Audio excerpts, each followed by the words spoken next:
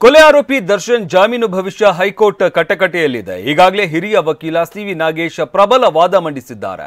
ಇವತ್ತು ತನಿಖಾ ತಂಡದ ಪರ ಎಸ್ಪಿಪಿ ಪ್ರಸನ್ನ ಕುಮಾರ್ ಪ್ರತಿವಾದ ಮಂಡಿಸಲಿದ್ದಾರೆ.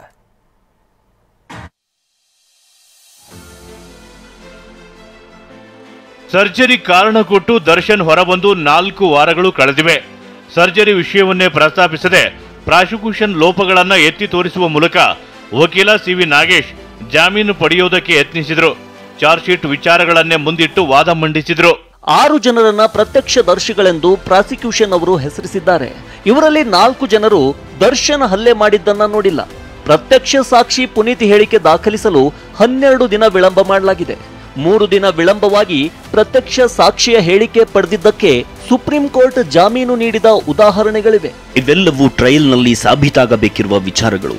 ಈ ಹಂತದಲ್ಲಿ ನಾವು ಮಿನಿ ಟ್ರಯಲ್ ನಡೆಸಲಾಗುವುದಿಲ್ಲ. ಇನ್ನು ಕೊಲೆ ನಡೆದ ದಿನ ದರ್ಶನ್ ಚಟುವಟಿಕೆ ಬಗ್ಗೆ ಸಾಕ್ಷಿಗಳು ಹೇಳಿಕೆ ಕೊಟ್ಟಿದ್ರು. ಇದನ್ನು ಪ್ರಸ್ತಾಪಿಸಿದ ಸಿವಿ ನಾಗೇಶ್ ದರ್ಶನ್ಗೆ ಕೊಲ್ಲುವ ಉದ್ದೇಶ ಇರಲಿಲ್ಲ ಅಂತ ವಾದ ಮಂಡಿಸಿದರು. ದರ್ಶನ್ ರೇಣುಕಾಸ್ವಾಮಿಯನ್ನ ಕೈಯಿಂದ ಕಪಾಳಕ್ಕೆ ಹೊಡೆದು ಕಾಲಿನಿಂದ ಮರ್ಮಾಂಗಕ್ಕೆ ಒದ್ರು, ಹಗ್ಗದಿಂದ ಬೆನ್ನಿಗೆ ಹೊಡೆದರೆಂದು ಸಾಕ್ಷಿ ಹೇಳಿಕೆ ಇದೆ.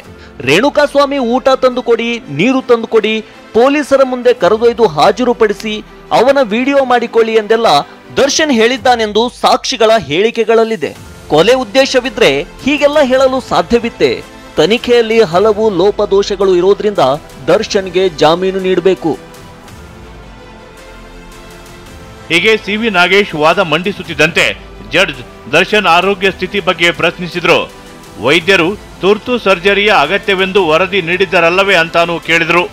ನಿಮ್ಮ ದರ್ಶನ್ ಅನಾರೋಗ್ಯದ ಸ್ಥಿತಿ ಹೇಗಿದೆ? MRI ಸ್ಕ್ಯಾನ್ ಆಗಿದೆ. BP ವ್ಯತ್ಯಾಸವಾಗುತ್ತಿದೆ. ಅದು ಸರಿ ಹೋಗದೆ ಯಾವುದೇ ಟ್ರೀಟ್ಮೆಂಟ್ ಕೊಡಲಾಗುವುದಿಲ್ಲ. ಸರ್ಜರಿ ಬಗ್ಗೆ ವೈದ್ಯರು ತೀರ್ಮಾನಿಸುತ್ತಾರೆ. ವೈದ್ಯರು ತುರ್ತು ಸರ್ಜರಿ ಅಗತ್ಯವೆಂದು ವರದಿ ನೀಡಿದ್ದರಲ್ಲವೇ? ಸರ್ಜರಿ ಕಾರಣಕ್ಕೆ ಮಧ್ಯಂತರ ಜಾಮೀನು ನೀಡಿದ್ದಲ್ಲವೇ? ಹೌದು, ಆದ್ರೆ BP ವೇರಿಯೇಷನ್ ಆಗುತ್ತಿರುವುದರಿಂದ ಏನೂ ಮಾಡಲಾಗ್ತಿಲ್ಲ. ಸದ್ಯ ದರ್ಶನ್ ಪರ ವಕೀಲರ ವಾದ ಮಂಡನೆ ಮುಕ್ತಾಯವಾಗಿದೆ. ಪವಿತ್ರ ಗೌಡ ಸೇರಿದಂತೆ ಉಳಿದ ಆರೋಪಿಗಳ ಪರ ವಾದ ಮಂಡನೆ ಪೂರ್ಣಗೊಂಡ ನಂತರ ಎಸ್ಪಿಪಿ ಪ್ರಸನ್ನ ಕುಮಾರ್ ವಾದ ಮಂಡಿಸಲಿದ್ದಾರೆ. ನಂತರ ದರ್ಶನ್ಗೆ ಜಾಮೀನು ನೀಡಬೇಕೇ ಬೇಡವೇ ಎಂಬುದನ್ನು ಹೈಕೋರ್ಟ್ ನಿರ್ಧರಿಸಲಿದೆ. ರಮೇಶ್, TV9 ಬೆಂಗಳೂರು.